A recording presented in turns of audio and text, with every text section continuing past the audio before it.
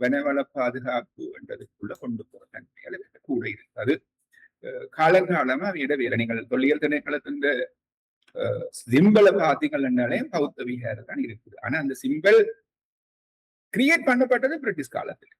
தொல்லியல் திணைக்களம் உருவாக்கப்பட்டது பிரிட்டிஷ் காலத்துல.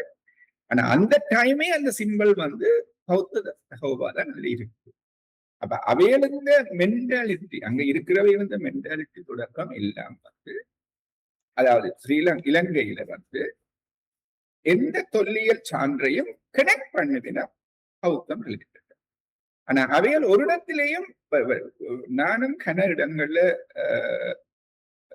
சில டிஸ்கஷன் குரூப்புகள்ல தொல்லியல் திணைக்கள எனக்கு சில டிஸ்கஷன் செய்த இடத்துல நாங்க கணக்க ஆகிவிட்ட அந்த தமிழ் பௌத்தம் என்று ஒன்று இங்க இருந்தது என்றது அவைகளிடம் சரியா அக்செப்ட் பண்ணிக்கிட்டு. ஆனா கன சான்றுகள், கன ரைட்டப்புகள் இருக்குது. சிங்கள ஸ்காலர்ஸே சில பேர் அதை எழுதி இருக்கணும். அதாவது தியான மண்டபமும் சிவலிங்கமும் சேர்ந்த மண்டபங்கள் வடக்கு சில பகுதிகளில் இருக்குது. பனங்காமம் வேற வேற சில இடங்களை நான் இடங்களை கொஞ்சம் குறிப்பிட்டு டாக்குமெண்ட் ஆக்க விரும்பல சில தேவைகளுக்காக. நானும் எந்த புத்தகங்கள்ல சில இடங்கள்ல சில விஷயங்களை சொல்லி இருக்கிறேன். அதுல அதாவது பௌத்தம் இந்து சமயத்துல இருந்து ஒரு பிரிஞ்ச ஒரு பிலோசபி. அதுல இந்த தியானம் என்றது ஒரு பெரிய விடயம். அப்ப அந்த சிவலிங்கத்தோட சேர்ந்த ஒரு தியான மண்டபங்களை இவங்க பௌத்த சின்னங்களாக அதை கருதி கொடுத்து இங்க எல்லாம் பௌத்த சிங்கள பௌத்த அந்த சொல்லுதான் எனக்கு பிழைக்குது. சிங்கள பௌத்தர்கள் வாழ்ந்தது என்ற மாதிரி பாக்கினம். அரசாங்கம் அதை தூண்டுதோ இல்லையோ அவையெல்லாம் சிலர் பேர் அரசாங்கத்துக்குள்ள இருக்கிற கிட்டத்தட்ட ஜேவி இப்ப உள்ள அரசாங்கத்துல 2 குரூப் மெயின் குரூப்ஸ் இருக்குது. ஒன்று ஜேவி, ஒன்று என்ன ஒரு எலைட் குரூப் கொண்டு இருக்குது. அந்த குரூப்ல இருக்கிற கனவேரிட்ட அந்த பழைய ஊருன்னு அந்த என்ன சொல்றது அந்த பௌத்த சிங்களவாதங்கள் அவைகள்ட்ட இருக்கு. லிபரலான ஆக்களும் கனவேர் இருக்கணும். அப்ப இது ஒரு சாம்பார் எல்லாம் கலந்தவைகள் இருக்கணும். ஆனா பொலிசி வைஸா எதை கொண்டு போயினம் என்றது உங்களுக்கு தெரியல. எந்த பொலிசியை அவைகள் எங்களை நோக்கி கொண்டு போயினம், பிரசிடென்ட் கதை கேட்கலையோ, பிரைம் மினிஸ்டர் கதை கேட்கலையோ, ஜஸ்டிஸ் மினிஸ்டர் கதை கேட்கலையோ வெரி லிபரலா இருக்குது.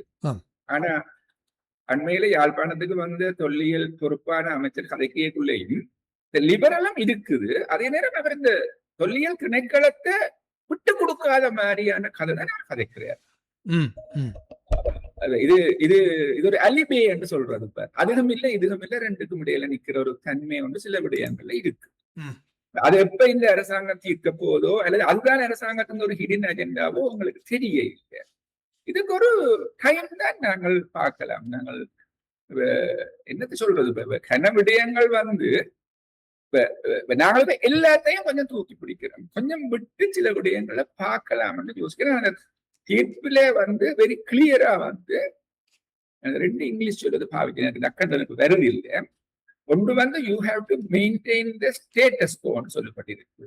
You have to maintain the status கோன்னா அதை அப்படியே வச்சு நீ பாதுகாக்க வேணும். கன்சர்வேஷன். அதாவது அதுக்கு மேல ஒரு கொட்டில போட்டுட்டு அதை பாதுகாத்தா போதும், அதை அழியாம பார்க்கணும். அதுதான் அந்த தீர்ப்பு சொல்றீங்க. ஆனா இவியல் அதுக்கு you have to maintain the status கோன்னா அதுல விஹாரே இருந்து விஹாரே கட்ட போடணும் சொல்லிக்கிறேன். இனி இதை சட்டத்தரணி எல்லாம் அதை பார்க்கணும். ரெண்டுக்கும் இடையிலே ஒரு என்ன சொல்றது அது சொல்லி பொருள் கோடல் சட்ட லாங்குவேஜ்ல கதைப்பேன்.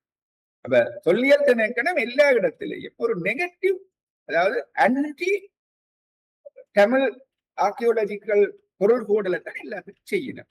அதுதான் இங்காலே நடந்திருக்கு, அங்க வவுனியாவில நடந்திருக்குது, முல்லைத்தீவுல நடக்குது, எல்லாம் அப்படித்தான் நடக்குது.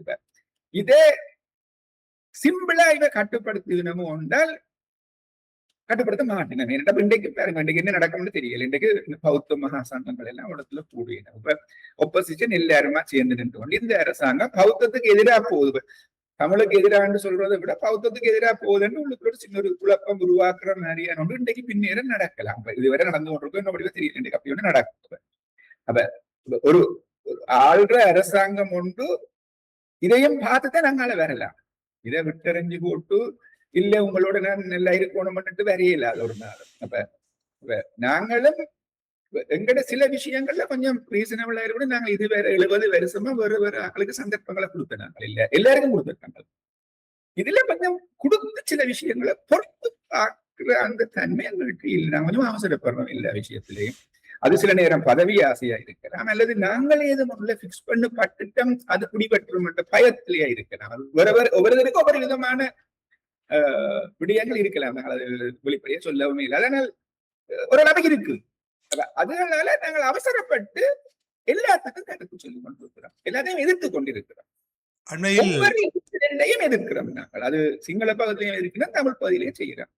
நாங்க ஒரு கொஞ்சம் பொறுக்கலாம் என்றதான் என்னுடைய ஒப்பீனியன். நான் அது அதுக்காக நான் ஒரு தடவை ஜஸ்டிஃபை பண்ணவோ ஒரு தடவை முழுசா இதோ இல்லை. நாங்கள் நடக்கிற விடயங்கள்ல வந்து நாங்கள் தவறுகள் கணக்க விடுறோம், அன்போண்டா கமிட் பண்றோம், அவசரப்பட்டு கொஞ்சம் பொறுக்கலாம் என்றதான்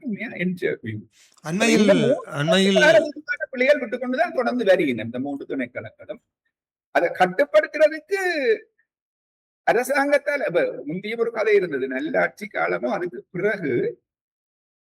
அதாவது ராணுவ மெஷினரியை ரணில் பிரதமரா எடுத்த பொழுது கன பாதுகாப்பு கெடுபிடிகள் குறைக்கப்பட்டது. நியாயமான பாதுகாப்புக்கு கொழும்பு கிட்டக்கூடிய இடங்களெல்லாம் கன பாதுகாப்பு, அதை விட உப்ப பாதுகாப்பு இன்னும் கூட குறைக்கப்பட்டது. ஆனா அந்த ஹையர் செக்யூரிட்டி சோன்களுக்கு உள்ள வந்து அவரும் கை வைக்க பெருசா விரும்பல, உப்ப உள்ளவிடம் பெருசா விரும்பல. அப்ப அந்த ரணிலந்த காலத்துல எனக்கு நல்ல ஞாபகம் இருக்கு. நான் ஒரு டிஸ்கஷன் ஒன்றுல சுமத்தின கேட்ட இடத்துல சுமத்தின சொன்ன மறுமொழி, எனக்கு எண்ணம் ராணுவத்தின் கொண்டோல் வேற இல்லை என்று ரணில் சொன்னதுன்னு சொல்லி சுமத்தின சொன்ன கதை.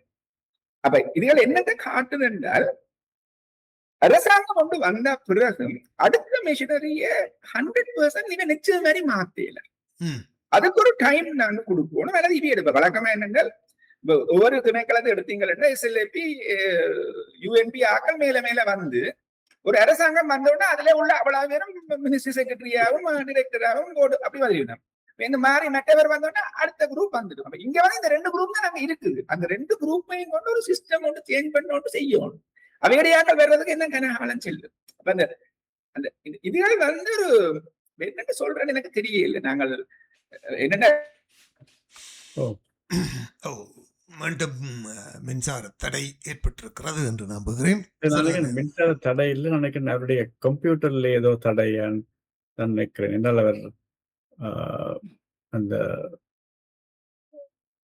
கைத்தொலைபேசி ஊடாக இணைந்து விட்டு அவர் கம்ப்யூட்டர் தான் அதை சரிப்படுத்தி கொண்டிருந்தார். அது பின்னர் சரி வந்தவுடன் அதை இணைந்திருந்தார். இல்லை, சில வேளை இந்த அவர்கள் ஜெனரேட்டர் வச்சிருந்தால் அது ஆட்டோமேட்டிக்காக மின்சார தடை ஏற்ற போது ஸ்டார்ட் பண்ணும், திரும்ப மின்சாரம் வந்ததும் திரும்ப நின்று திரும்ப கனெக்ட் பண்ணப்பட வேண்டும் என்று நம்புகிறேன். அப்படியான சிக்கல்களும் இருக்கலாம் என எதிர்பார்க்கிறேன். பொறுத்திருந்து பார்ப்போம். இன்னும் ஒரு சில நிமிடங்கள் நாங்கள் பொறுத்திருக்கலாம் என்று நம்புகிறேன். அவருடைய இணைப்புகள் மீண்டும் கிடைக்கும் என எதிர்பார்க்கலாம். மீண்டும் இணைந்திருக்கிறார் என்று நம்புகிறேன். அவரை மீண்டும் இணைப்போம்.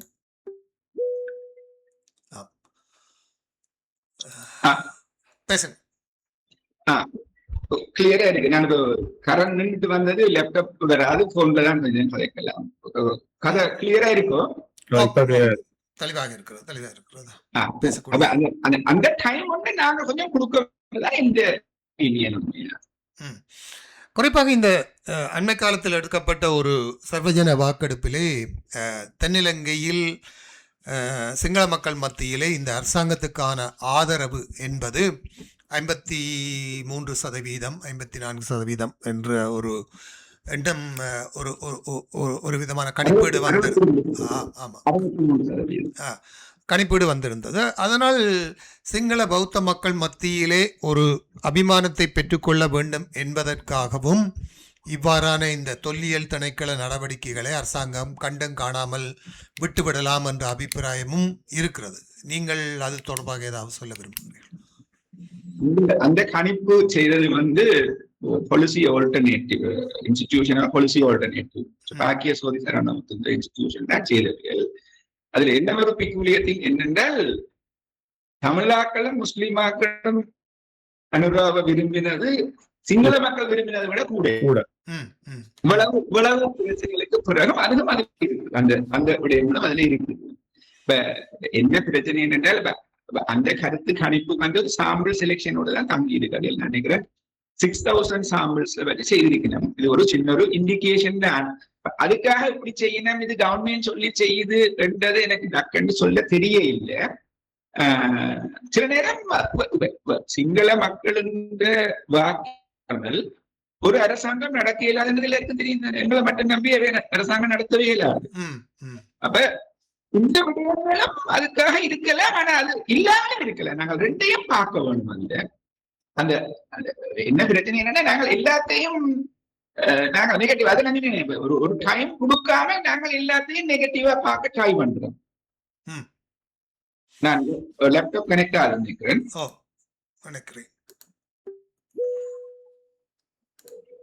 சரி,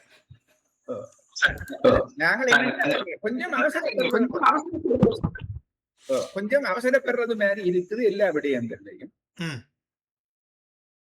நாங்க ஒரு எல்லா விடயங்களுக்கும் ஒரு டைம் ஒன்று கொடுத்தால் சில நேரம் பாசிட்டிவா எதுவும் நடக்கலாம். ஆனால் நாங்க 70 வருஷமா எல்லாருக்கும் தான் கொடுத்த, நாங்கள் ரணிலுக்கும் கொடுத்த. நாங்கள் இப்ப கடைசியா மாகாண சபை எலெக்ஷன் வர்ற இருந்த நிலையில சஜித்துக்கு ஒரு நாள் பிந்தி சொல்லி இருந்தா அன்னைக்கு பார்லிமெண்ட்ல பாஸ் பண்ணிருக்கோம் மாகாண சபை எலெக்ஷன்.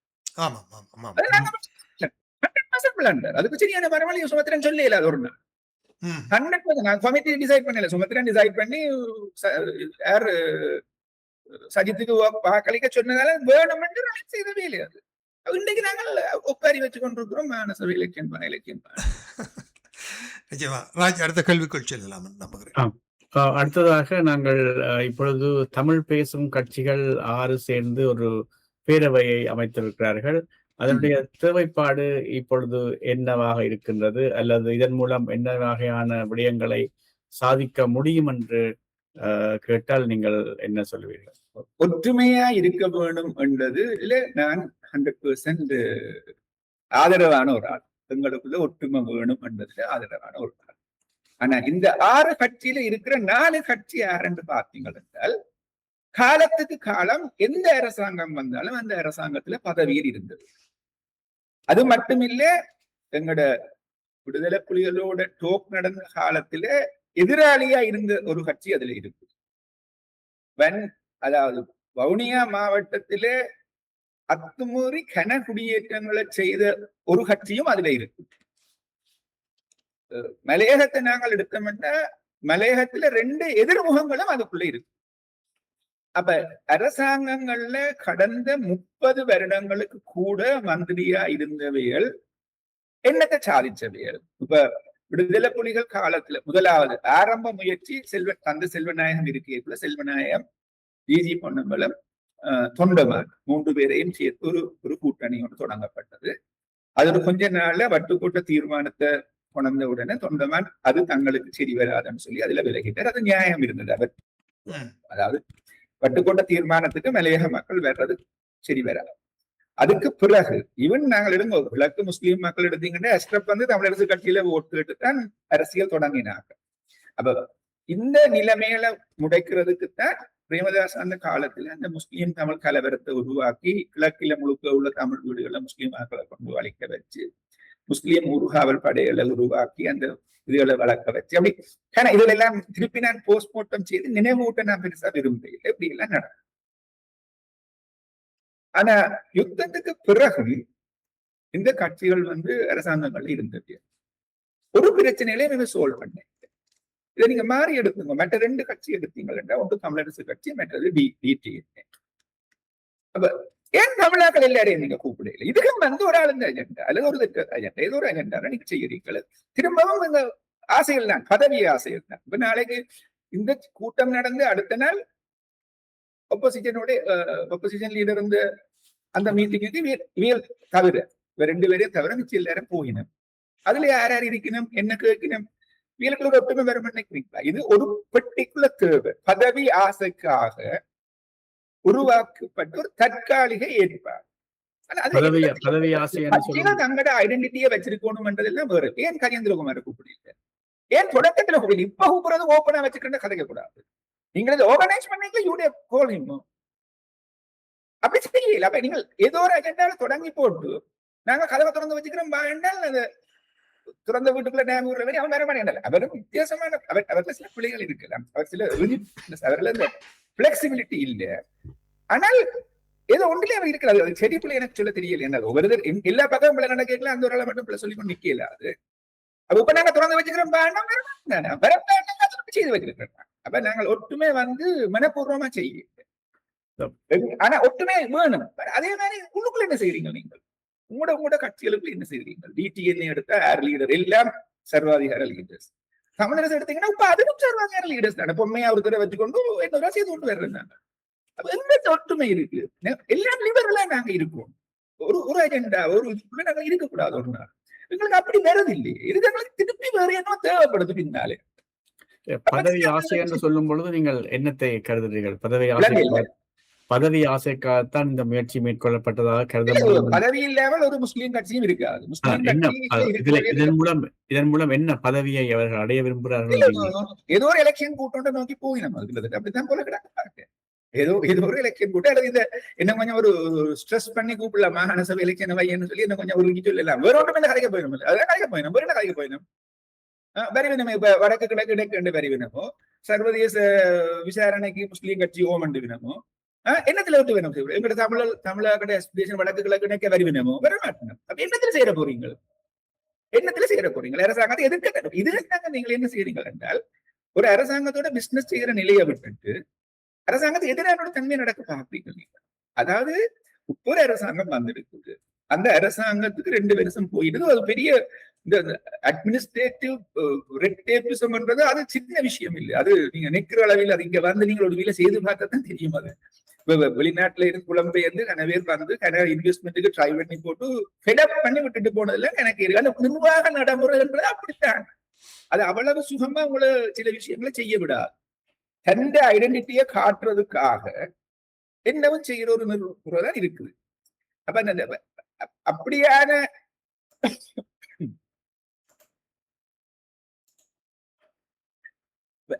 அதுக்குள்ள நாங்கள் அவசரப்பட்டு சில விஷயங்கள் வேணும் என்று கேட்கிறோம். மாகாண சபை நீங்கள் இந்த மாகாண சபை தேர்தலை நடத்த வேண்டும் என்ற, அதாவது 3 கோரிக்கையை முன்வைத்திருந்தார்கள் முக்கியமாக. அதிலே ஒன்று மாகாண சபை தேர்தலை நடத்த வேண்டும் உடனடியாக. அந்த கோரிக்கையின் மூலம் அவர்கள் தங்களுடைய பதவிகளை மீண்டும் எடுப்பதற்கான முயற்சிக்காகத்தான் இந்த விதமான ஒரு கூட்டு முயற்சி எடுப்பதாக சொல்லுறீர்கள். அப்படியா? அதுக்கு ஒரு பெரிய ஆப்ஜெக்டிவ், அதுக்குள்ள பெரிய ஹிடன் அஜெண்டா. அது அவைகளுக்கு பதவி உண்டு. அவைகளுக்கு அந்த கட்சிகள் எல்லாம் உங்களுக்குள்ள சிக்கப்பட்டு கொண்டு நிக்கணும். அப்ப தங்களோட கொஞ்சம் பேரை வச்சிருக்கணும்னா அவைகளுக்கு கொஞ்சம் பிரதேச சபைகள் வந்தோம்னா அதுக்குள்ள கொஞ்சம் பேரை தள்ளி விட்டாச்சு. அதுக்கு மேல 2க்கும் இடையே எம்பியா வர்றதுக்கும் மாகாண சபைக்கும் இடையில கொஞ்சம் பேர் இருக்காங்க. அவைகளுக்கு கொஞ்சம் பதவியை கொடுக்கணும். 4 மினிஸ்டர் நடக்குது. அது 4 தலைவருக்கு 4 மினிஸ்டர் போனாலும் அடுத்த தங்களோட இருக்கிற ஆக்களை வச்சிருக்கிறது. முஸ்லீம் கட்சிகள் எல்லாம் ஏன் தலைவர் மட்டும்தான் மினிஸ்டரா இருந்தவர்கள், மற்றவன் தன்னோட முன்னிடுவார்ன்றதுக்காக அப்படி வச்சுக்கொண்டு சில கோஆபரேஷனுக்கு சேர்மன் அப்படி போட்டு தங்களுடைய ஆக்களை பதவியோடு வச்சிருந்தா தானே அவைகளால ஆக்களை தக்க வைக்கல. அதே நிலைக்கு தமிழரசு கட்சி போயிட்டு அதே நிலைக்கு மத்திய குழுவுல இருக்கிற அவ்வளவு பேரும் பதவிக்காக இருக்கணும். முழுக்க ஒரு பொம்மை மத்திய குழு நடந்து கொண்டு செடி பிள்ளை எல்லாத்துக்கும் விட கன விஷயங்கள் அப்படித்தானே போகுது. சரியான கனவேருக்கு சரியான கவலையா இருக்கு. அதாவது காலமா தமிழ் விட்டு ஆதரிச்ச கனவேரு இன்க்ளூடிங் மீ எல்லாருக்கும் கவலையா இருக்கு நடந்து கொண்டு போற விடயங்கள் எல்லாம். ஒரு பொம்மை இதை வச்சு கொண்டு சட்டப்படி நாங்கள் எல்லாம் சரி என்ன மாதிரி தானே போகுது. It's not the way of கட்சி நடத்துறது. ஒரு ஜனநாயகம் இல்லை. வழக்கம் போட்டு ஆயுள்காலம் மட்டும் விருப்பினேன். வழக்கு ஆயுள்காலம் விழுக்கிறதுக்கு வழியெல்லாம் கணக்கு இருக்கு.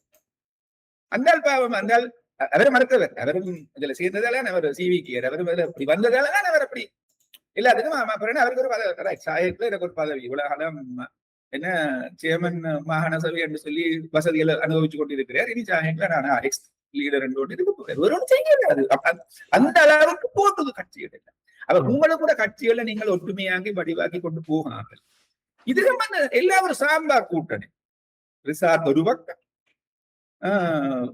ஹக்கீம் எல்டிடியோட டோக்ல எதிர்பார்ட்டியில இருந்தது. எப்ப டோக் நடக்குதோ அந்த டைம் அவையோட கோரிக்கைகள் என்ன ஈஸ்டர்ன் ப்ராவின்ஸ்ல கரையோர மாவட்டம் என்று வரும்.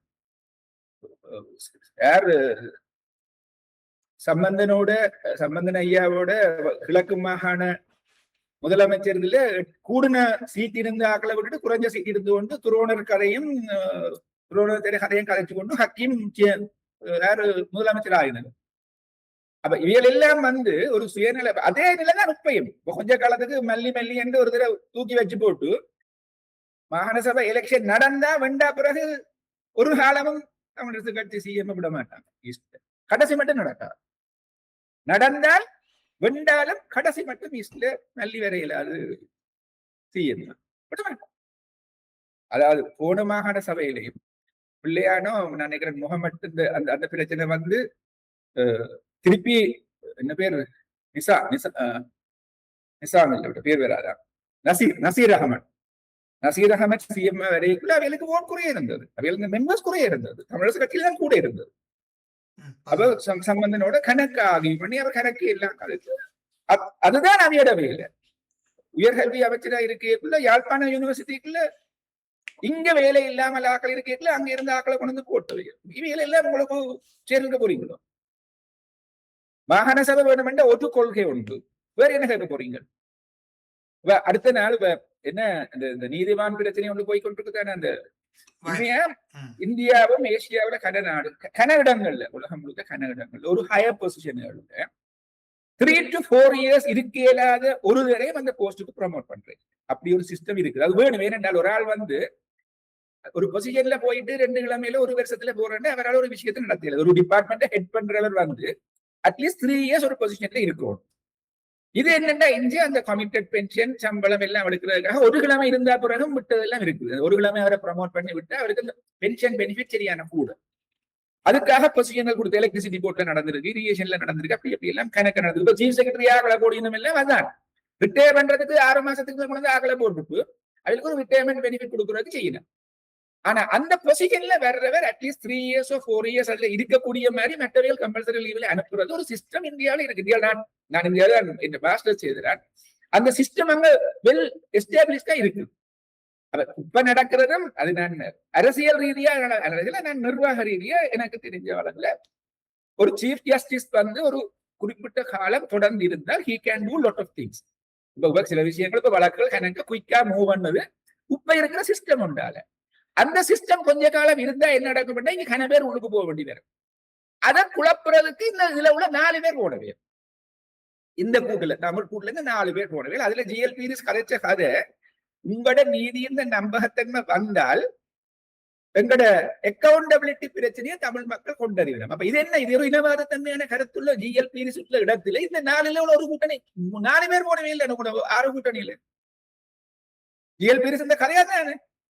அதாவது இன்டர்நேஷனல் அதாவது உள்ளூர் பொறிமுறையில நம்பகத்தன்மையை இது குழப்பினால் முள்ளிவாக்கால் விடயங்களோ ஜினசோயிடோ எல்லாம் இன்டர்நேஷனல் இதை நோக்கி போயிடுறதுக்கு தமிழாக்கள் போயிடுவினம் என்றபடியா இதை செய்யாதுங்க.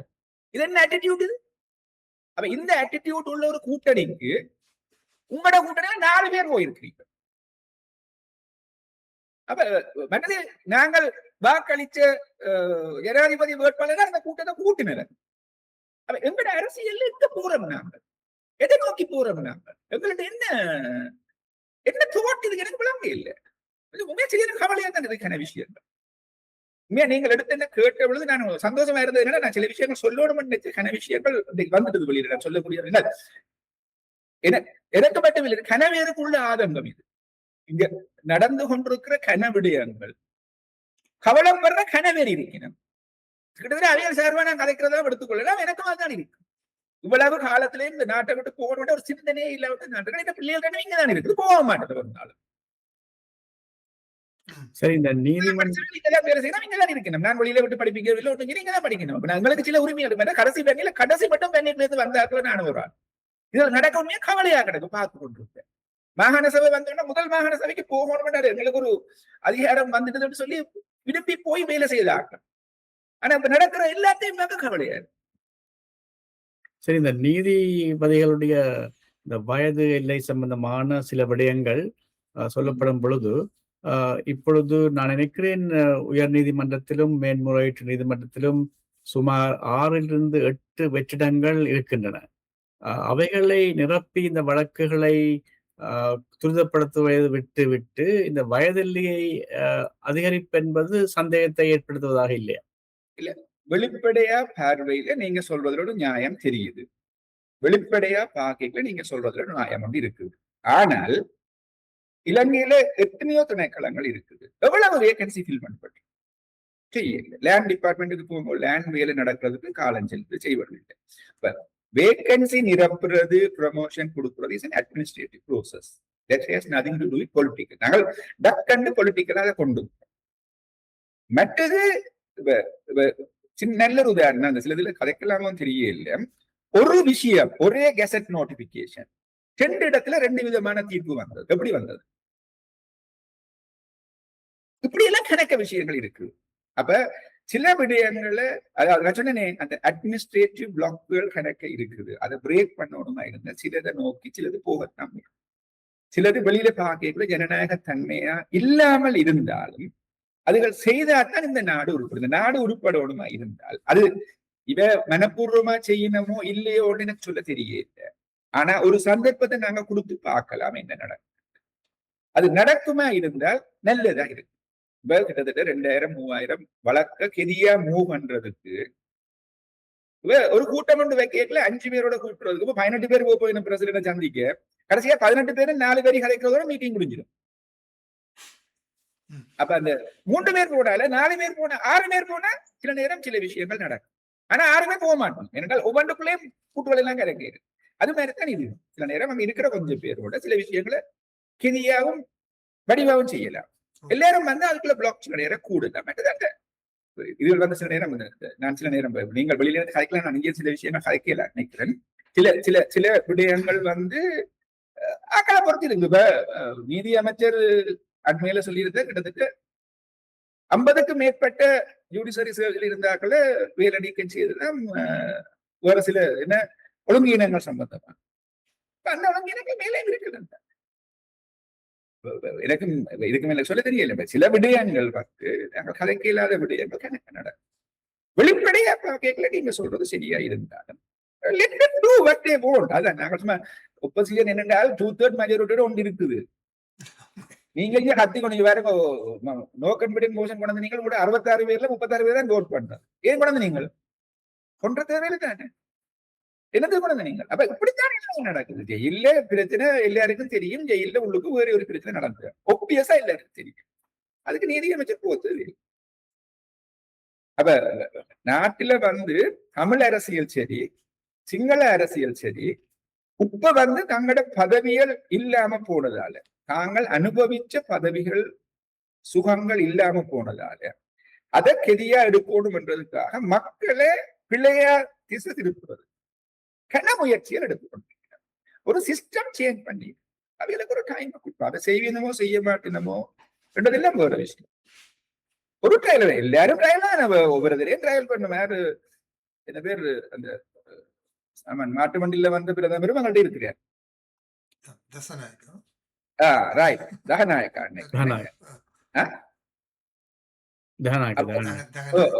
இப்படி எல்லாம் நாங்கள் இருக்கிறோம். அப்ப நாங்கள் இது ட்ரையல் உண்டு. நாடு சில விஷயங்கள்ல முன்னேறலாம இருந்தால் சிலது நடக்கணும் கொஞ்சம் பொறுத்து பார்க்கிறேன் நல்லது.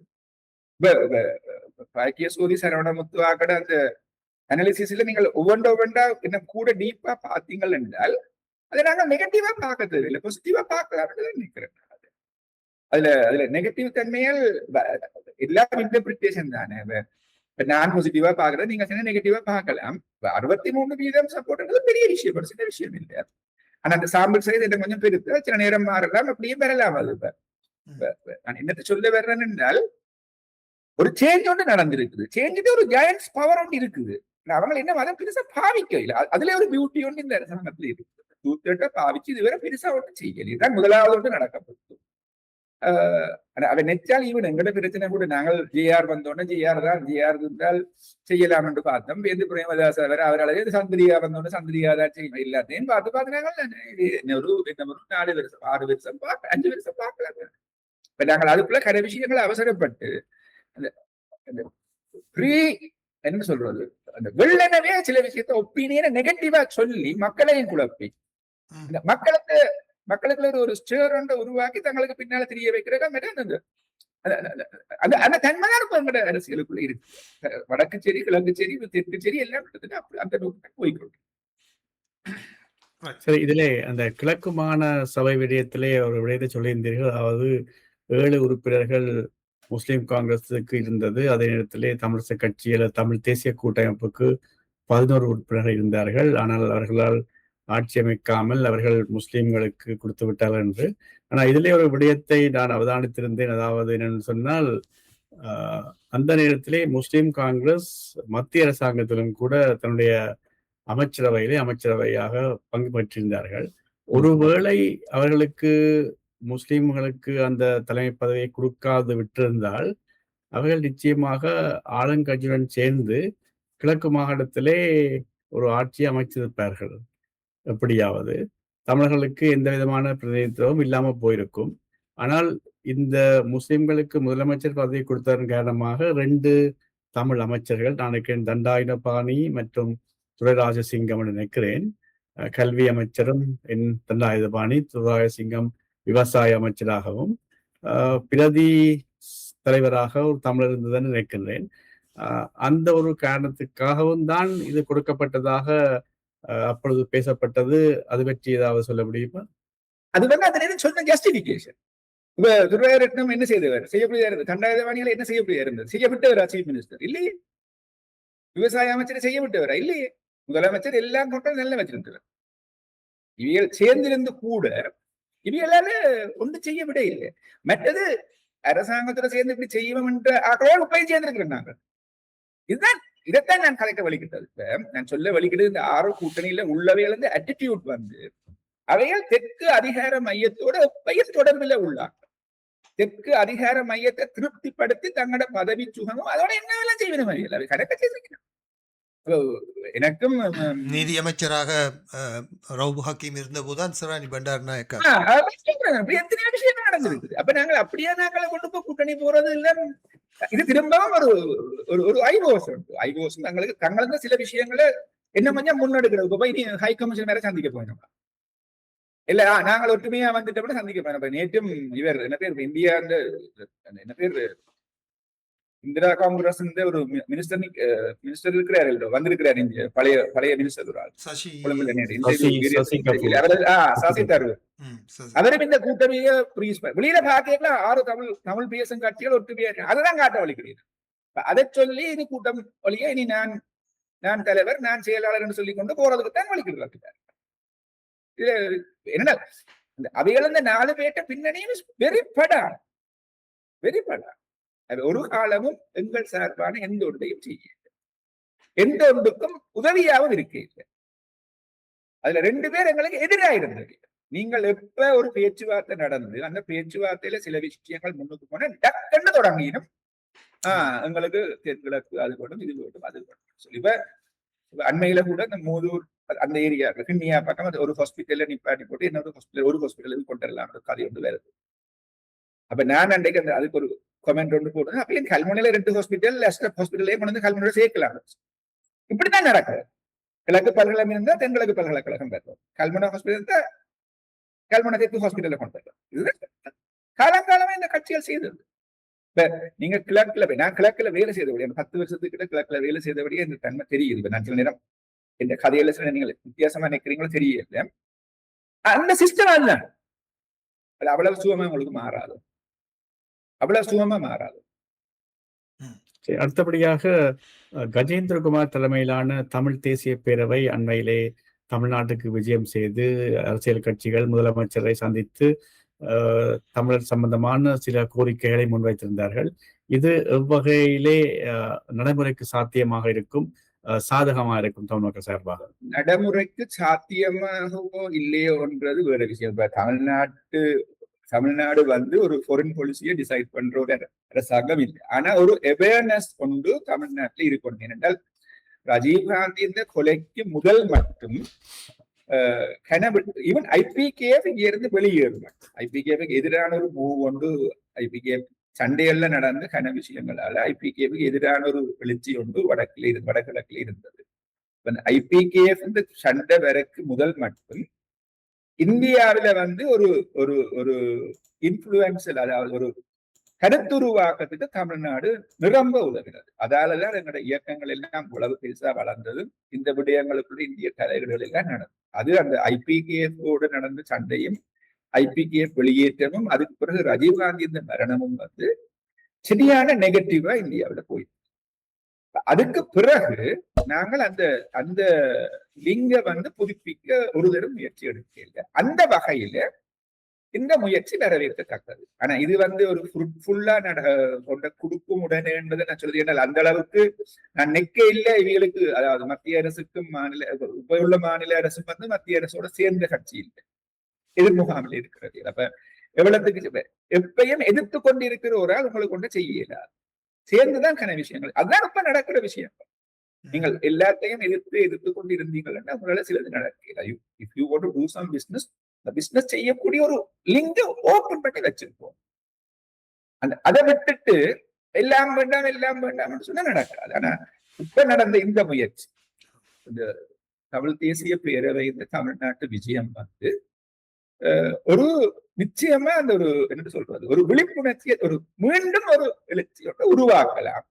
அது கெதியா நடக்குமோ நாச்சில நடக்குமோ தெரியல. ஆனா அது திரும்பவும் என்ன ஒரு பழைய நிலையை நோக்கின ஒரு நிலைக்கு போகாமல் விடுறது நிலை அன்னைக்கையில அப்படி ஒரு நிலை வருது.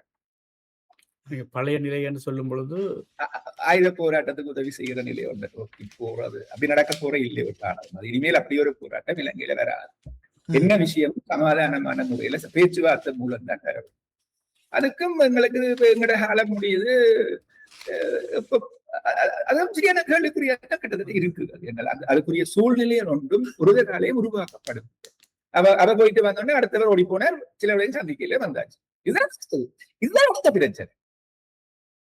செல்வம் இவைகள் எல்லாம் ஒரு செல்வி ஒண்ணு முந்தி கூட அதை தூக்கி பிடிச்சிங்க அவையோட பிரசார பீரங்கையெல்லாம் பிரசியத மாதிரி இந்த முறை இந்த அங்க சந்திக்கிறேன் கடைசியா ஒன்றும் இல்லாம திரும்பி வந்ததான் மிச்சம். எங்களுக்குள்ள இந்த போட்டி தான் கூட, இந்த போட்டி வந்து அதை நெகட்டிவ் ஆக்கி விட்டு நீ செய் நானும் செய் யார் ஊத்தினாலும் அரசியாகட்டும் அட்டிடியூட் எங்கிட்ட தமிழ் அரசியலுக்குள்ள இல்லை.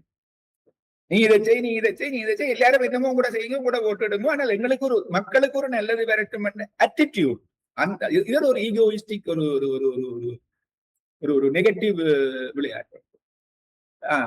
நீ ஓட்டு வந்து நானும் போறேன்னு சொல்லிக்கணும். இனி சினிமா அடுத்தவரும் வலிக்கிறாரு.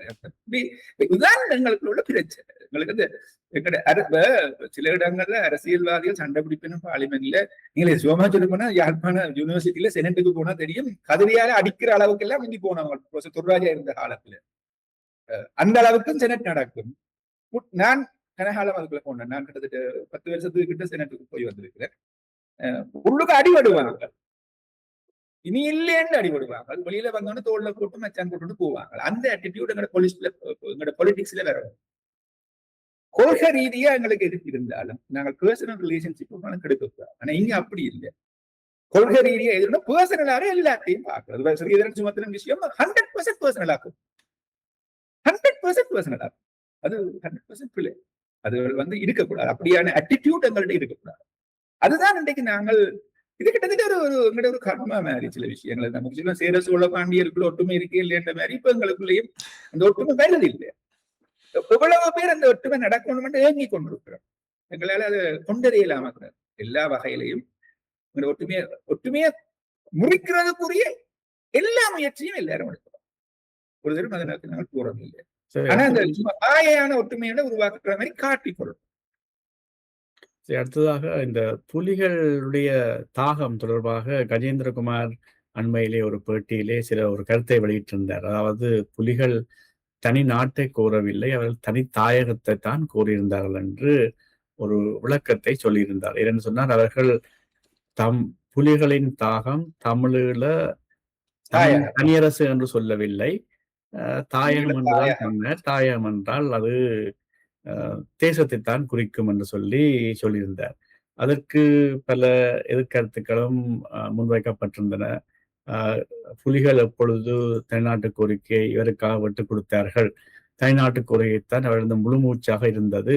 தனிநாட்டு கோரிக்கைக்கு மாற்றாக ஏதாவது வைக்கப்பட்டால் நாங்கள் அதை பரிசீலிப்போம்னு சொல்லியிருந்தாரே தவிர ஒருபோதும் தனிநாட்டு கோரிக்கையோ தனியரசு கோரிக்கையோ அவர் கைவிட்ட பேச்சுவார்த்தைக்கு போகும் பொழுதும் கைவிட்டு போகவில்லை. என்று எதிர்த்தரப்பினர் வாதம் செய்திருந்தார்கள். இது ஏன் இந்த வகையான ஒரு கருத்தை கஜேந்திரகுமார் தெரிவித்திருப்பார் என்று நீங்க நினைக்கிறீர்கள்? நானும் அந்த இன்டர்வியூ பார்த்தேன். நான் என்ன பிரச்சனைன்னா அந்த பொருள் கோடல் வந்து இப்ப ஒரு சைடு எங்கள்கிட்ட இல்லை. இப்ப எங்களோட நாங்கள் அதை கிளாரிஃபை பண்றதுக்கு ஒரு சைடு எங்கள்கிட்ட இல்லை. அந்த நேரம் எப்படி நாங்கள் இப்ப பொருள் கோடல் செய்தாலும் பொருள் கோடல் சொல்றவர் ஒன்று சொல்றாரு, மற்றவர் என்ன ஒன்று சொல்றாரு. எனக்கு அதுக்கு மேல இதுல சொல்ல தெரியல.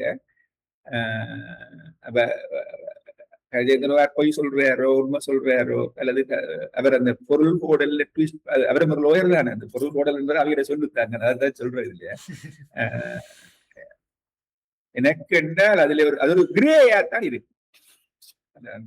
அந்த இன்டர்வியூ வந்து கிரே, அங்காலயம் இல்லை இங்காலயம் இல்லை, ஒரு கிரேக்குள்ள சில நேரம் என்ன ரீசனுக்காக கஜேந்திரகுமார் அதை அப்படி சொன்னார்ன்றது உண்மையான தெரியல. அதை நாங்க தூக்கி பிடிச்சு அதுக்கு எதிராகவும் அதுக்கு ஆதரவாகவும் கதைக்கிறதாலையும் எனக்கு என்ன ஒரு ஃப்ரூட்ஃபுல்லா ஒன்று அது சில விஷயங்கள் முடிஞ்சது, நாங்கள் கவலையா முடிஞ்சது. அதை நான் நினைவா நடந்த ஆயுத மௌனிப்பு யுத்த மௌனிப்புன்னு கழிச்சு கொள்றேன். ஏனென்றால் அது ஒரு கவலையான முடிவோட சில விஷயங்கள் நடந்திருக்கு. நாங்கள் அதுக்கு திருப்பி போஸ்ட்மார்ட்டம் செய்து கொண்டு போறதுல பெருசா பிரயோசனம் இல்லை. சொன்னாரோ தெரியல. இந்த கேள்வியை கேட்டதுக்கான காரணம் என்னவென்று சொன்னால், ஒருவேளை இந்த வசனத்தை சுமந்திரன் சொல்லியிருந்தால் இப்பொழுது அவருடைய நிலைமை வேற இருந்திருக்கும். இல்ல அது என்னன்னா அதான் சொல்றேன், எதிரிகளை தேடுறதுல நம்பர் சுமந்திரன். எனக்கு என்னால் அவற்ற கதைகளும் அவற்ற ஆக்ஷனால அவருக்கு எதிராக எதிரியை உருவாகி, அதுக்கப்புறம் நான் கதைக்கிறேன்னாக்கா நான் அவருக்கு எதிரண்டு இல்லை, நான் அவருடைய இன்டர்வியூ எடுப்பேன், அவருடைய கதைப்பேன். என்ன பிரச்சனை என்னன்னா பிள்ளைகள் எங்க நடந்தாலும் சொல்ல வேணும். இது சுமத்திரன் கதைக்கிறேன்னா சுமத்திரன் கனவிடயங்கள்ல கதைச்சு அவற்ற வாயாலதான் அவர் கெட்டது, அவர் தோத்ததும் அவற்ற வாயாலதான். என்ன பிரச்சனை என்னென்றால் எங்களுக்கு எல்லாம் தெரியும்.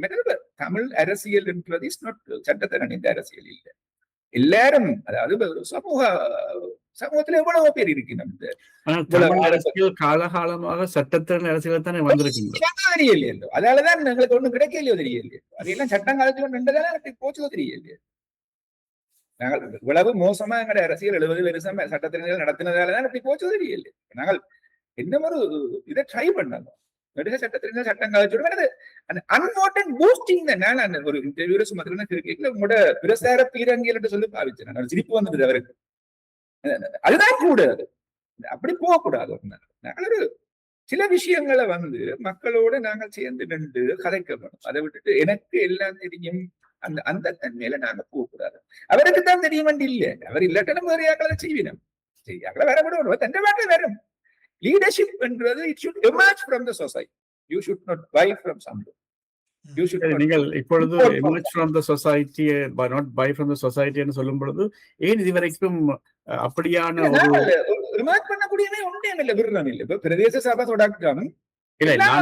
நான் கேட்பது என்னவென்று சொன்னால், தமிழ் கட்சியிலே தான் அதற்கான இடம் கொடுக்கப்படவில்லை என்று சொன்னால், ஏனைய தமிழ் கட்சிகளிலேயும் கூட அதுக்கான இடம் தமிழ் அரசியலை தான் நான் சொல்றேன். தமிழ் அரசியல் இல்ல மற்றவர்களுக்கு பிரச்சனை ஆக்கள் இல்ல, பிரதேச சபைக்கு எலெக்ஷன் போடுறாங்க ஆக்கள் இல்ல. அதை சொல்லவில்லை. நீங்க சொல்றீர்கள் அந்த சுமந்தனை போல பல பேர் ஆக்கள் இல்லாமல் வேறு ஆக்கள் இருக்கிறார்கள், ஆனால் அவரை வளர்வதற்கு இடம் கொடுக்கப்படவில்லை என்று. என்னுடைய கேள்வி என்று சொன்னால், தமிழிசை கட்சியிலே ஒருவேளை சுமந்திரன் அதற்கு தடையா இருக்கலாம், ஆனால் அப்படியானவர்களுக்கு ஏனைய கட்சிகளும் கூட இடமளிப்பதற்கு சந்தர்ப்பம் தவறிவிட்டார்கள்.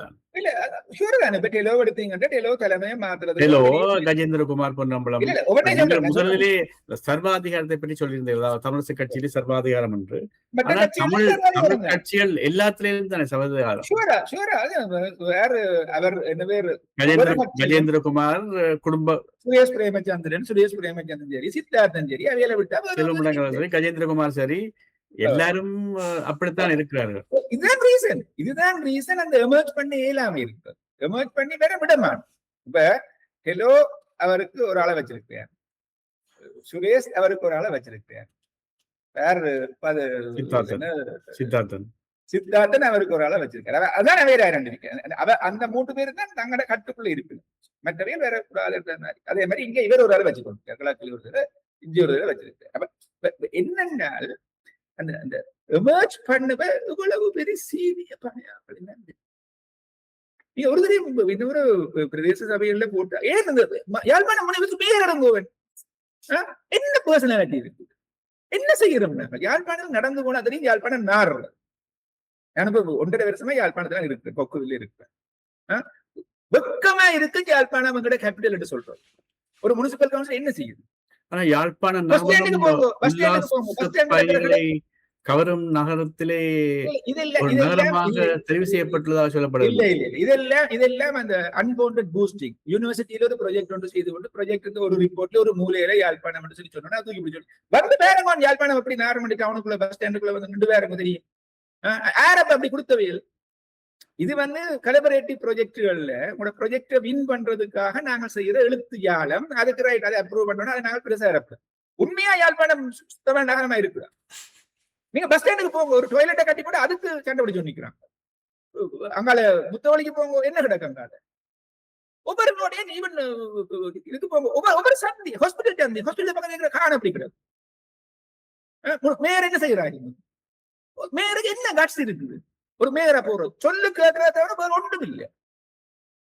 தலைமை சொல்லு கேட்கறத அதேதான் கன்னடங்கள் நடக்கும். கன்னடங்கள் நடக்கும். இதுதான் you are not allowing anyone to merge from the society. நல்லூரில் சினிமா பாட்டு போடக்கூடாது என்பதற்கான ஒரு தீர்மானம் மட்டும்.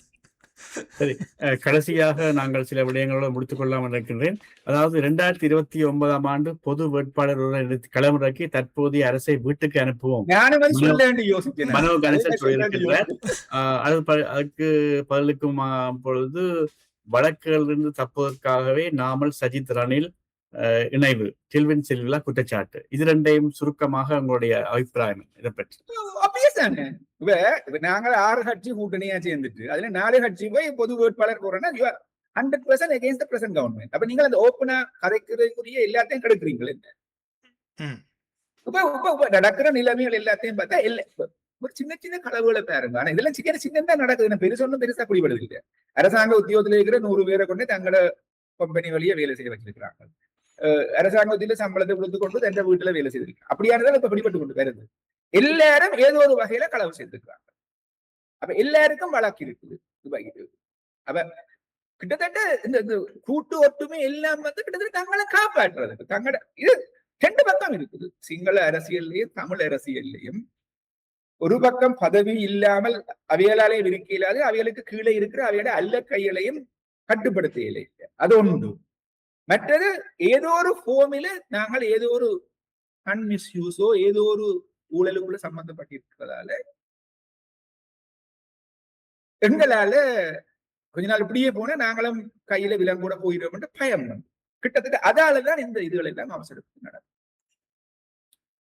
இலங்கை அரசியல் சரி, தமிழ் பகுதியின் அரசியல் சரி, அதிகாரம் என்ற ஒன்று கையில தேவைப்படுது. அட்லீஸ்ட் எம்பியா இருந்தாலாவது அவருக்கு 4 பேருக்கு கொடுத்து ஏதோ ஒன்று செய்து கொண்டு நிக்கலாம் சொல்லி. ஏன் நல்லாட்சி காலத்துல நாங்க கன விஷயங்கள் சொல்லி பொசஞ்சி கொண்டிருந்த நாங்கள். அப்ப அதுதான் நாங்கள் எதிர்பார்க்கிறோம். அது இல்லை என்ற அதுக்கு இடம் கொடுக்க விரும்பினது. அதனால அவ்வளவு பிரச்சனை இல்லை. முடிவுக்கு கொண்டு வரலாம் என்று நம்புகிறேன் ராஜ். நேரம் கடந்து கொண்டிருப்பதால் இறுதியாக ஒரு கேள்வி. ராஜ், நீங்களும் தவறவிட்டீர்கள் என்று நம்புகிறேன். இந்த கிளிநொச்சி டிசிசி கூட்டம் இறுதியாக நடந்த கூட்டத்திலே நடந்த அசம்பாவிதங்களின் போது என்பிபி அரசாங்கமும் ஊழல் செய்கிறது என்ற ஒரு குற்றச்சாட்டை அர்ச்சுனா ராமநாதன் அவர்கள் வைத்திருந்தார். உங்களுடைய பார்வையில் அந்த டிசிசி கூட்டமும் அந்த ஊழல் குற்றச்சாட்டு தொடர்பாகவும் உங்களுடைய பார்வையில் அந்த விடயத்தை எவ்வாறு பார்க்கிறீர்கள்? அது ஏன் இவ்வாறான ஒரு குற்றச்சாட்டு என்பிபி அரசாங்கம், அதாவது என்பிபி அரசாங்கம் உண்மையா, அதாவது அந்த குற்றச்சாட்டு, அதாவது அந்த கச்சான் குற்றச்சாட்டுல 90% உண்மை இருக்கு. குற்றச்சாட்டுல 90% உண்மை இருக்குது. அது கணக்க நடக்குது. அது இந்த ஒரு குற்றச்சாட்டுல இதுல நிரம்ப குற்றச்சாட்டுகள் வச்சு நடக்குது. இந்த களவு எப்படி செய்யலாம் என்று சொல்லி ஒரு அரசாங்க டிரான்ஸ்பர் பண்ணப்பட்ட அரசாங்க அதிகாரி ஆர்டிஐக்கு ஆன்சர் பண்ண தேவையில் ஒரு கிளாஸ் எடுத்திருக்கிறார். இந்த மீட்டிங் அடுத்த நாளைக்கு அடுத்துறார். அதாவது எப்படி களவு செய்யலாம், ஆர்டிஐக்குள்ள பிடிபடாமல் அதுக்கு ரிப்ளை பண்ணாமல் உத்தியோகபூர்வமா எப்படி களவு செய்யலாம் ஒரு இமீடியட் டிரான்ஸ்பர் ஆர்டர்ல இருக்கிற ஒரு அதிகாரி ஹேண்ட் ஓவர் அன்னைக்கு முதல் பொதுமக்களோ அந்த திணைக்களத்துக்கு கீழே உள்ள சங்கங்களை கூப்பிட்டு ஒரு கிளாஸ் எடுத்திருக்கேன். இதுதான் கிளிநொச்சியில நடக்குது. அதோட சின்ன அதுவுமே ஒரு ஜமீன் தான். அது அது அந்த ஜமீன் இல்ல, ஏதோ ஒரு ஜமீன், களவு ஜமீன் என்று சொல்லி அது கிணவேறி இருக்கு. அது இரண்டமடுவுக்கு கீழே இருக்கிற சமக்காரர் அமைப்புகள் அந்த காணிகள் வெளிநாட்டில் இருக்கிற வைத்த காணிகள் எல்லாம் ஒரு கொஞ்சம் பேர்ட்ட கையில இருந்து அதுதான் பிரைபா எல்லாருக்கும் போகுது. அதுல வயல் செய்யறதுதான் எல்லாருக்கும் பிரைபா போகுது. அப்படியான எல்லா ஊழலும் மலிஞ்ச ஒரு இடம் தான் கிளிநொச்சி. அதுல எனக்கு அவர் எம்பி செய்யறது சரி பிள்ளை எல்லாம் விட தெரியாது. நடந்த அந்த விஷயங்களுக்குள்ள நான் தலையிட விரும்பல. பட் ஊழல் என்றது நடக்குது. ஆனா அந்த மீட்டிங்ல வந்து சந்திரசேகரன் கொஞ்சம் அவசரப்பட்டது மாதிரி தான் நானும் ஃபீல் பண்றேன். அந்த அதாவது மீட்டிங் ஒன்று தலைவர் வந்து எழும்பி இருக்கக்கூடாது, அந்த தண்ட சீட்டை விட்டு எழும்பி இருக்கக்கூடாது. அந்த எழும்பி அவர் போனதால அந்த கதை வந்து அவர் ஊழலுக்கு துணை போறாரு வந்தது. ஆனா அந்த ஊழல் எல்லாம் விசாரிக்கப்பட வேணும். கட்டாயம் சிம்பிளா சொல்ல இயலாது. எல்லாத்துக்கும் வழக்கு போட, எல்லாத்துக்கும் டிபார்ட்மெண்ட் ப்ரொசீஜருக்கு போட்டு சொல்ல இயலாது. டிபார்ட்மெண்ட் ப்ரொசீஜருக்குள்ள என்ன வடக்கு மாகாண சபை எடுத்துன்னா எந்த கல்லனை பிடிச்சவியல் எல்லாரையும் பெயில் அவுட் பண்ணவியல் தானே. வடக்கு மாகாண சபையில நடந்த கன ஊழல்கள் எல்லாம் வடக்கு மாகாண சபையில எத்தனை விசாரணை கமிஷன், இரண்டாம் விசாரணை கமிஷன் போட்டது என்ன நடந்தது? ஒன்று நடக்கல. அப்படி கணக்க ஊழல் நடந்தது. எல்லாத்தையும் பெயில் அவுட் பண்றது, ஏதோ விதமா சடைஞ்சு விடுறதுதான் செய்தது. அதுதான் கிளிநொச்சியிலும் எல்லாம் சடைகிறத கூப்பாரு. ஆனா இதுதான் அந்த மாகாண சபையத்தை என்ன ஒரு நெகட்டிவ் தன்மை உண்டு. அதுதான் என்னென்றால் அந்த சிஸ்டத்துக்குள்ள இருக்கிற அவ்வளவு பேர் என்ன நடந்தாலும் அவைகளை காப்பாற்றுறதுதான் கண்ணா இருக்கு. அதுதான் அந்த எலெக்டட் பாடி வந்தால் அது திருத்தம் என்று பார்த்தா விக்னேஸ்வரன் கேட்கலையும் எல்லாரையும் காப்பாற்றினது நடந்தது. விக்னேஸ்வரன் நடக்கலையும் எல்லா கல்லரையும் காப்பாற்ற நடந்தது. அடுத்த முதலமைச்சர் வேட்பாளர் தொடர்பாகவும் கடுமையான போட்டிகள் இருப்பதாக தெரிகிறது. அதில் இந்த ஊழல் குற்றச்சாட்டுக்களை முன்வைக்கின்ற அர்ச்சனா ராமநாதனுடைய அண்மைக்கால வீடியோ ஒன்றிலே சில தொழில் முயற்சியாளர்கள் தொடர்பாக தான் கடுமையான விசாரணைகள் செய்வேன், எவ்வாறான காணிகள் எல்லாம் பெற்றது என்ற விடயங்கள் எல்லாம் பேசுகிறார்.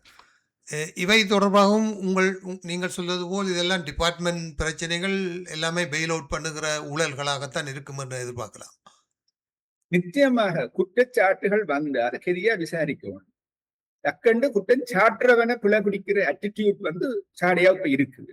டக்கண்டு குற்றம் சாட்டுறவர் அது சொல்ற விசில் ப்ளோவர்ஸ் சேஃப் கார்டு, ஒரு இங்கிலீஷ் சொல்றது விசில் ப்ளோவர்ஸ் சொல்ற அவரோட கள்ள பிரச்சனை நடக்குன்னு சொல்றவரை வந்து பாதுகாக்கும்.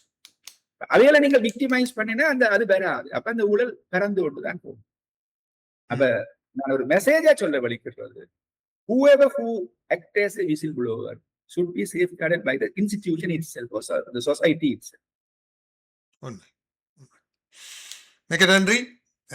நன்றி நேரம் பேசியிருக்கிறோம் என்று நம்புகிறேன். உங்களிடம் இருந்து உங்கள் ஆதங்கங்கள் நியாயமான உங்கள் ஆதங்கங்களை நீங்கள் வெளிப்படுத்தி இருக்கிறீர்கள். அந்த வகையில் இன்றைய நிகழ்ச்சி மிகவும் சுவாரஸ்யமாக இருந்தது. பல அரசியல் பேசுபவர்கள் எப்போதுமே ஒரு விசுவாச அரசியலை பேசிக்கொண்டிருப்பார்.